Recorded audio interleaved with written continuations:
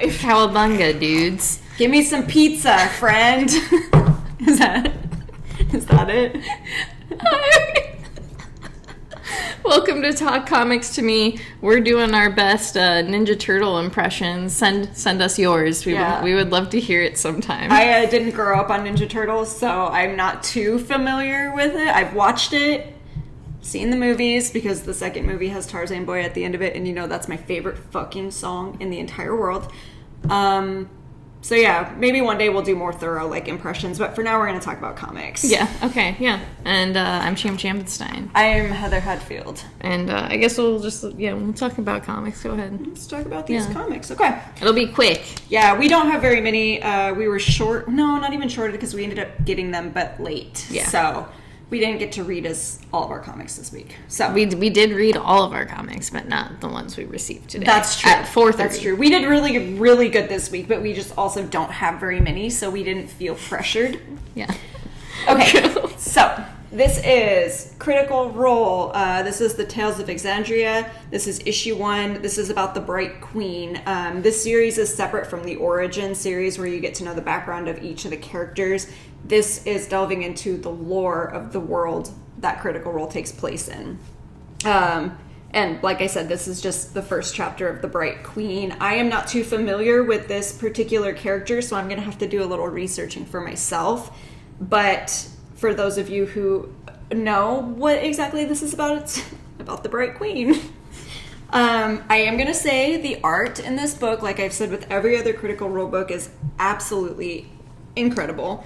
I love it. The colors and the story itself was really good too. It introduces multiple characters that I know have been mentioned in the series. I just don't know what their role is going to be in this part of the story. Role. Yeah, you see that. We like to play here. We play games.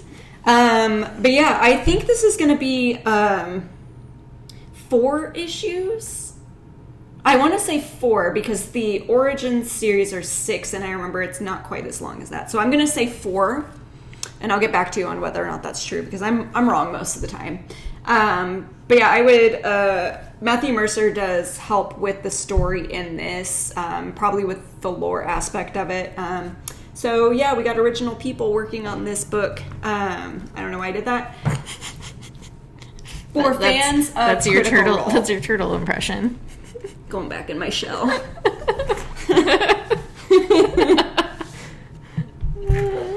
And that's all. That's all I had to say about that. I enjoyed it quite a bit, especially because I don't really know where the story is going to go, as, again, I'm not too familiar with this part of it. All right. Do you want me to talk about this book? Mm-hmm. Okay. This is Beyond the Breach. This is issue number 4. Our main character, whose name I forget every time, and I just kind of blank it out because... Mallory. Vanessa. That's not even... I wasn't even close. She finds out more about, Samuel the Wizard dude's backstory and kind of how he ended up here and why these people are chasing after him, and just a lot. I use the word dick munchers again, so... I just... Bunghole. I can't abide. I cannot abide. Yeah, the I don't know, juvenile naivety of this book is really... it's something else. It's interesting. I do, enjoy this story, but I still just don't like the main character or the kid. I like Samuel. He's cool. Mm-hmm. And I don't know if I'm supposed to I'm sure I'm supposed to like the kid. No, most of the time you're supposed to like the kid, but I have found that in stories where you're supposed to like the kid is the worst part of the story. Yeah, it's just I don't really care if he gets to where he needs to go necessarily, which is not nice. That's not nice. Well, but you said it. I did. I think there's only one more issue, maybe 2. I felt like it was supposed to be a 5. So we'll see. We'll see how it ends. We'll see how I feel in the end. Overall, it just feels like a book I've been reading. The art's good, though. The art and colors are really good. That's, a part of the book I do like. It's nice. It's a good-looking book. So... Dang, turtles. Yeah. That's good. Yeah, it's good. Like, that Turtles. Is good. Turtles are good. They're the theme for the day. They are the theme. We're broken. So yeah, it's like, just a story. Like I said, the story's not particularly great either way. Do you have a feeling that you know how it's going to end? No, not really. No? Okay. And does that make you, is that why you keep reading it? Is you kind of want to know how it I do want to know I do want to know how it ends. And then I also wanted to I wanted to find out how and why all this stuff was happening. Because, when you're reading that first issue, I'm pretty sure you read the first issue. Yeah, I did. And I think I read the second one, too. So you're kind of just, like, thrown in, and you're like, well, what the fuck is happening here? How did these, like, creatures get here? Right. And then, a dude shows up on a giant fucking turtle. So, yeah, exactly. That was pretty cool. Yeah. So it's just like, well, okay, whatever. There are things I like, but it's just, like, an okay story. Okay. I mean, that's fair.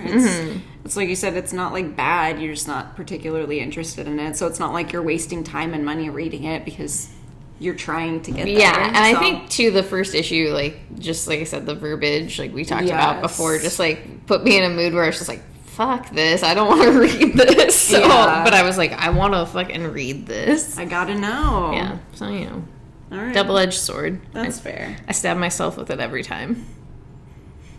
You know how many times I've done that? I can't even explain it. Probably twice. Like, probably one, two. I just mean at one time, Yeah, for sure. Okay. Sorry, we've impaled each other on the same sword. Okay. This is Maria Lovett's Porcelain. This is issue number 3. This is about a girl named Beryl. Beryl? Yeah, Beryl. Yes. Like a barrel. No, Beryl. Barrel. Yeah. Okay. She ends up in a funhouse of sorts, and she gets trapped in there. She meets another kid named Axel, and together they are trying to find a way out. But he keeps having these weird, I don't want to call them flashbacks necessarily, they're more like premonitions, because he doesn't know if it's something that has happened to him or will happen. Okay. I don't know, it's very strange. It's just like any other Maria Lovett book. Like, I kind of have an idea what's going on, but it's basically just 2 kids stuck in a funhouse trying to get out, and they just can't find the right way. There were a few pages in here that I absolutely loved. Like, I think this story visually I like the most, just because it has like a lot really of cool. It's got a lot of weird things. Like the flashbacks are white and red rather than like black and white, which is what is typically done. It's nice and spooky, which cool. I like that. Really, really like. But so here's an example of like some of the art. It's just the colors are really good. I don't particularly care about the characters, but the story is done in a way that you don't really need to care about the characters to want to follow along with what's happening, because it's more of a visual story rather than connecting to the characters in a way. So yeah, I really like this, and I think this is one that I enjoy more than any of the other ones I've read recently. And I feel like it's because it's easier to follow. Everything that you need to know about the story is just kind of right there. There's no clues that are going to lead you to something big that's happening, which I do feel like that is going to happen, but it's not a crucial part of the story. Okay. So yeah, that's basically it. It's nice and spooky for Halloween. I love it. But it's not like overwhelming. It's just a very nice story. Okay. Good. Yeah, okay. Good. I don't know why I'm like trying to jump, but I got Black Manta. This is issue number 2. This is one of the books we got late, so I didn't get a chance to read it, so I can't tell you. But it's about Black Manta, so I can tell you that. No thoughts? Just Black Manta? Just no thoughts, just Black Manta. Okay. I did like the first issue, and I like the art a lot, and I like the team, so it's just like, I'll keep reading. I'll read it till I finish it. Good, because it's only going to be 6, right? Yep. Is that what it says? Yep, right on the cover it tells me. Nice. Damn, I even guessed that right. Yeah, so you did it. I love that. I love when I get things right. Okay. So yeah, I'm excited to actually get a chance to read it. Oh. Are you ready? Yeah, I'm ready. Okay. Okay, so we have Eat the Rich. We have Eat the Rich. This is issue number 3. This is about a poor girl joining a rich family. Yeah, literally poor, not, oh no, poor girl. Yeah, no, like financially, just a broke bitch. Her boyfriend comes from a wealthy family, and so she is visiting his family on a little trip. She sees some things she wasn't supposed to see, and now she's being weirdly initiated into the family. Yeah. It reminds me a lot of that movie, The Society. So, did you say that before? I might have, or you and I might have discussed it before, but I was just thinking about that earlier, especially with this issue.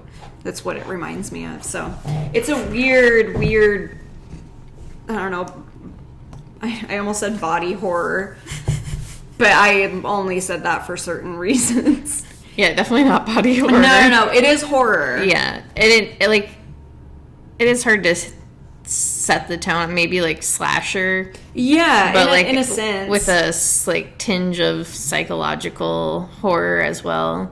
Colors are really good. Yeah, the art is so good. Yeah. Yeah, it's basically rich people getting away with whatever they want and poor people having to deal with it.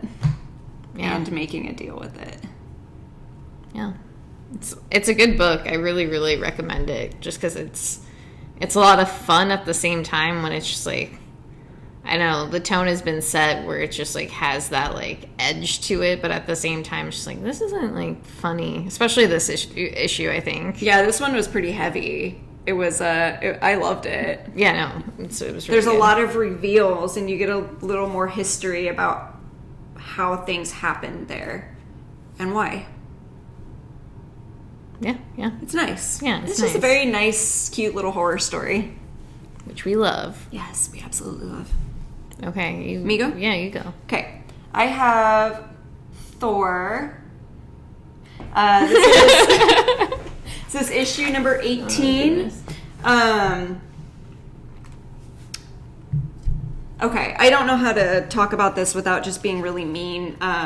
So I'm going to start with a very small and non-descriptive list of the things that I did not like about this. Again, not trying to be mean, this is just my personal opinion. I don't like the way that Donny Cates writes Loki. I don't know, there's just something about it. I just don't like it. I did not like the art change. I like the art, but I don't like the art for this particular story. It was kind of boring. Okay, and that's all I'm going to say about mean because I feel really mean saying this kind of stuff about comics. So then I'm just going to say the things that I do like about it. I am going to be taking Thor off of my poll after this story arc is over. And that really hurts my feelings. But the thing that I do like about this is Throg. I can never pronounce the name. Frog Thor. Just going to say that. He is recruited essentially by Thor to find Thor's hammer, which has gone missing. They can't find him anywhere. So Throg agrees to do it as long as he can recruit his own team. And I love the team that he recruits. That's why I'm holding on to this until the end of the story arc, because I want to see what happens. He recruits the best people. Are you ready for this? Mm-hmm. Lockjaw. Lockheed. And my absolute favorite, Yeah. Bats. So I am... The dog Loki killed. my main issue, Patrick, was I don't like the way he writes Loki. The rest of the issue with Throg was really great. I am excited to see the group that he put together to find the hammer. I am very excited about that. I just have an issue with the way that most people write Loki, because I just don't feel like they capture him correctly. And that's just me because I'm stubborn. Other people might have enjoyed it, and that's fine. It's just me. I personally did not like it. That's not what I did like the issue. I just didn't really care for that particular part of it. That's all. But I did really like Throg. I like the whole interaction between them. Again, I like the team that he's putting together, and I'm excited to see how they go about their search to find Thor's hammer. And I wasn't trying to be mean. I said that at the beginning like 3 times. That's just my personal opinion. Okay, that's okay. A book I did get to read was Refrigerator Full of Heads. This is issue number 1. This is a Hill House book. This is a, I guess, sequel? Okay. I was going to ask if it was a prequel or sequel because I didn't read about it. It's a sequel to the Basket Full of Heads, and a couple decides to vacation in this town where the events of Basket Full of Heads took place. And they get in the fight with some bikers, and shit ensues, and they end up finding the same axe. And I remember that because I did read, I think, the first issue of Basket Full of Heads. Yeah. And it has the same tone, like different, and I like the art personally, but I could see why other people wouldn't. Yeah. But the colors are really, really good, which is something they're very dull. Yeah. I do, well, they were at the beginning anyway. Yeah, I mean, they are still, like, pretty muted. Subdued. Yeah. I like that. Yeah. It's just, I don't know, it has, like, and I guess, I've been watching all those horror movies, so it kind of just, like, fits into, like, and how, like, I really enjoy, like, putting things into, like, genres, and, like, this is where this would fall in that movie thing. It's just, like, I want to kind of feel the rest of this out. See where they go. Because it starts out with a murder. Yeah, but more like just, like, people really getting slaughtered. For mythical objects. The first issue that I read of The Basket Full of Heads, it kind of gave me like a 80s horror movie feel to it, and it's maybe just because I didn't read the rest of them. I feel like that one had more of like a 70s sort of vibe. And I can't even remember like how I felt about it. And also because I think that one Basket Full of Heads did it technically? Okay, that might be what I'm thinking. I'll have to look that up, but this takes place in the 80s, and it definitely has like those 80s sort of vibes, especially with the way it starts out with like the robbery and like the like robbers, and then like the detectives in the house like after the murder finding like runes and... Okay, see, that's what I was going to ask, because when I had read that first one, it gave me a very specific kind of horror movie feel, and I was just wondering if that one had like the same... Yeah, oh, for sure. Cool. And that's like what I really liked about that first one. I still really want to buy the trade for that, because I did really enjoy that book quite a bit. I think that had been my favorite out of all those like Hill House books. Yeah, I don't think I've read and finished any of the Hill House books, and that bums me out. I think like I had just tried one of them and then couldn't get into it, so I just never really messed with any of the other ones. There were several that I did want to try, like the one on the boat. Oh yeah, the one on the boat. Was that Plunge? Yeah, something like that. I did not read that one. Yeah, I didn't either, but I wanted to really try interesting. it. Yeah, so I think I might pick that up. And then the Soul Plumber one, which you read, and I do have that copy at my house. So I think I might like read that just to try it out, because I feel like I'm kind of missing out on like that type of horror. Yeah. I just really did not like that Daphne Byrne book. That Daphne Byrne book was, fucking garbage. Yeah. That was just and really I think bad. Maybe that's why I didn't venture into any of the other ones. And that makes me feel really bad, but that book was bad. Yeah, but it's like everything that book was supposed to be about, it was like it was catered specifically for me. And I think that was why I was so bummed out, and why I didn't touch any of the other ones, was I felt like I had been betrayed and lied to. Yeah. But yeah, maybe I'll try one of the other ones soon. I am going to get Plunge though, because I do remember wanting to read that and then wondering why I didn't get it. Yeah. I mean, maybe that's why. Okay, so this is a book we also got late. So this is Batman, Catwoman. Yeah, we just got this today, so we didn't have a chance to read it. I just assume it's a of the same book we've been reading, so. It does have a different artist. Is this the artist who did the last issue too? Yeah, Liam it's Sharp? Liam Sharp, yeah. Okay. I couldn't remember. I knew that it wasn't the Clayman, so. Yeah, this is sick. Oh my god, yeah, this looks fantastic. This looks so good. Alright, I'll have to read this tonight, and then we can do a little addendum this weekend. Yeah, I hope the words are good and interesting, but it looks cool as fuck. Oh my god, look at that. Yeah. I looked at that page. Damn. I just like all the back pages are all really, really good. And all really like bright and beautiful, guys. It's beautiful. Oh! Yeah, I knew you'd like that page. Damn. Okay, yeah, this, again, we just didn't have a chance to read this yet because it just came in today, but we will be reading it. Yeah. Once again, art looks great. That's what we just, like, commented on for a good solid minute. That was, like, a whole thing for us. Do we need to read the book? No. We got what we needed out of it. Okay. I am going to keep going. This is... Batman Secret Files Peacekeeper 0. Oh god, I went 1-0. Part of the Fear State. This is just a one shot. This is about Peacekeeper.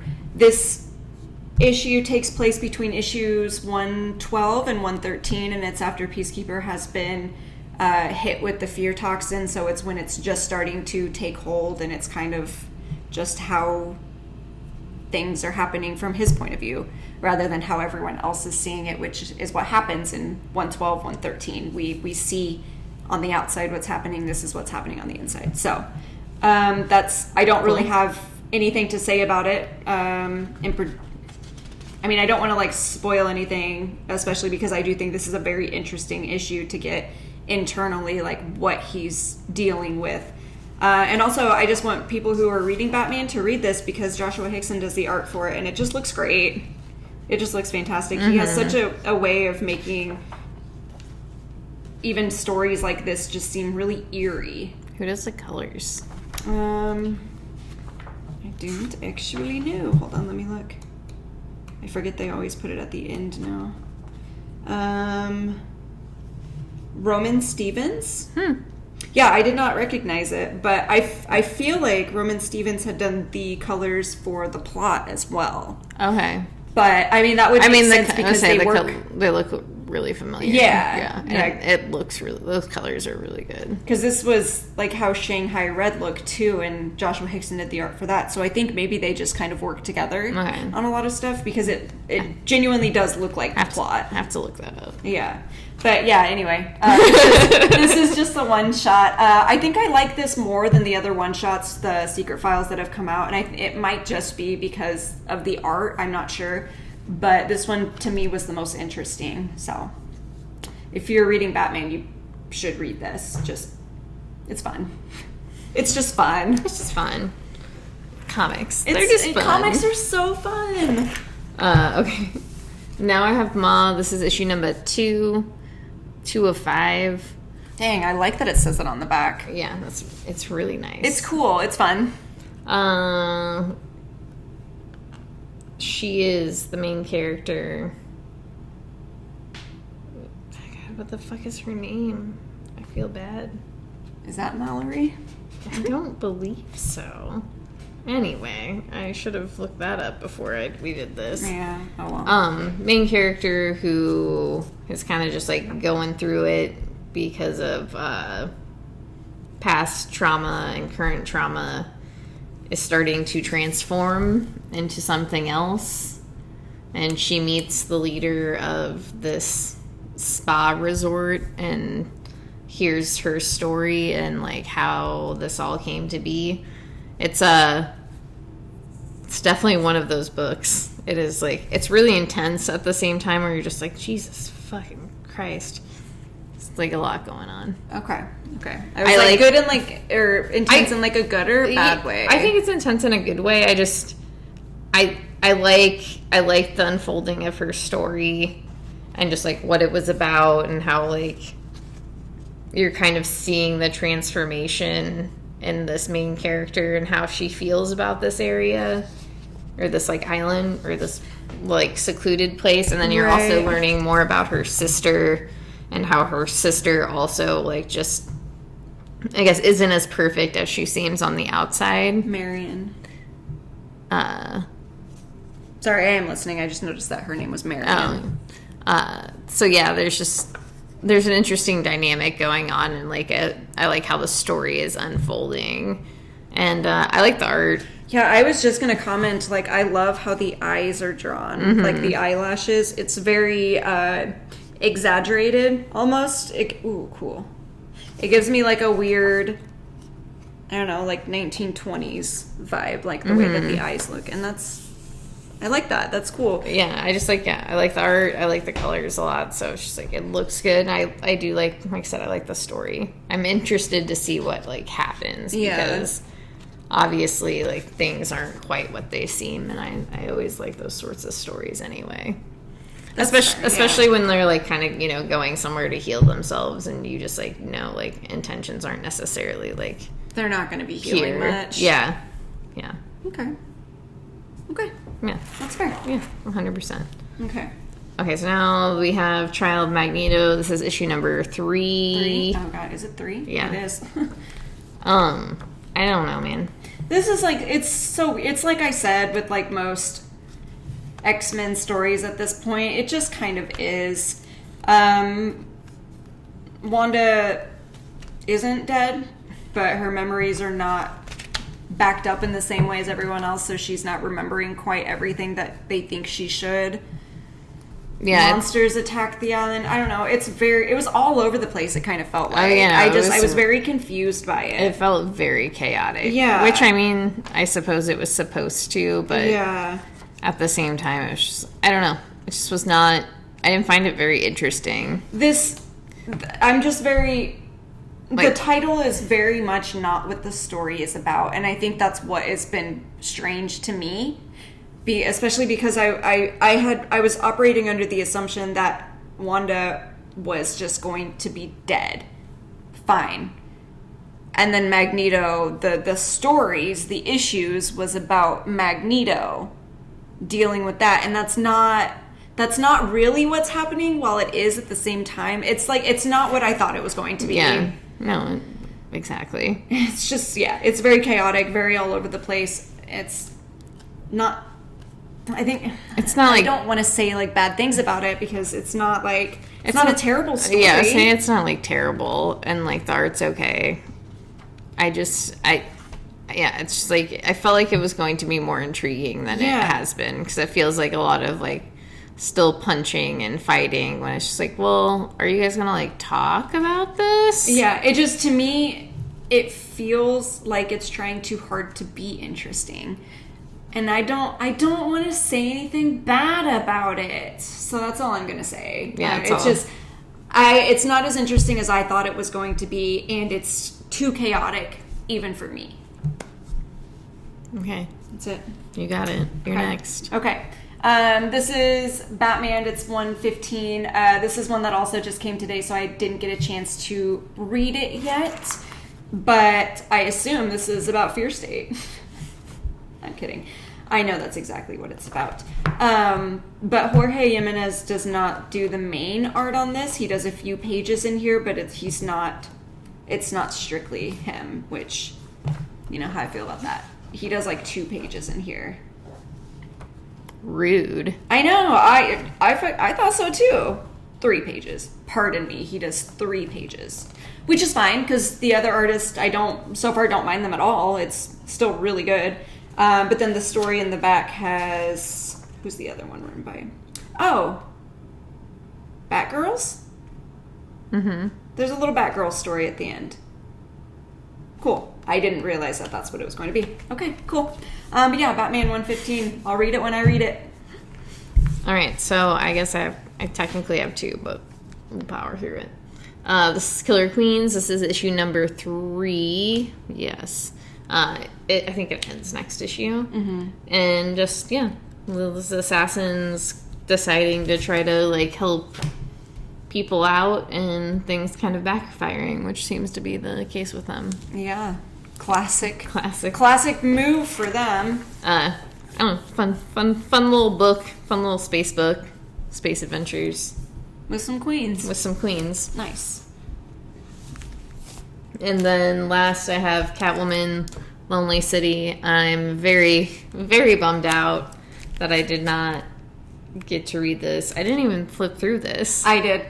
You're going to be stoked. I flipped through Wendy's copy today, like, before I closed, because I was a little curious about, like, what the art was going to look like within the story. Mm-hmm. Like, I know it's art, but I just, like, was curious as a whole, and you're going to love it. Yeah, you're going to be so excited. Yeah, I'm very, very excited. It's, like, odd, because it's been a long time, not, like, a long time since I've been this excited to read a book. But it's been a while, and I was, like, really looking forward to it on Tuesday, mm-hmm. So not being able to read it on Tuesday, like, and having to wait, and probably not being able to read it until, like, tomorrow, I'm just fucking frustrated. The thing is, you probably could read it tonight, because I say that as someone who reads really fast to begin with, but it was, like, the story, from what I had, like, because I did read a few pages just to kind of see, it flows very good. So it's like you don't need to stop and, like, think about everything that's happening. It's just you would be able to read it. So I think that you would be able to read it tonight if you wanted to. Yeah, I don't know. I think I just might hold off and read it tomorrow just to get, like, myself more focused. Yeah.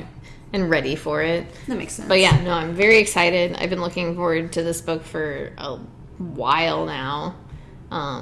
Once it was announced, which it didn't feel like that long ago. But it didn't. I'm sure, like, they were sitting on it for a minute, so it was just like, well, that's fucking cool. Yeah. And it's oversized, which is, I guess, also cool, but I also kind of hate it just because I wish, like, that Black Label would choose one for me.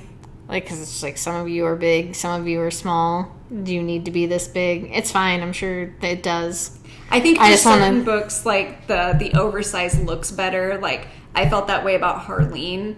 Like, I think in the oversize, I loved it. I accepted it 100%. I thought it was brilliant. And that one, I think that you'll change your tune. Okay. I think you'll like I'm sure, like, I do like the oversized, like, Wonder Woman, Dead Earth. Yeah. Like, yes, I understand it. It's just frustrating from my stupid collection standpoint. Oh, I understand. Yes, I get that. So I'm also pissy about that, I guess, just in not a pissy way, just being a bitch. I'm just being a bitch. And just real bitchy.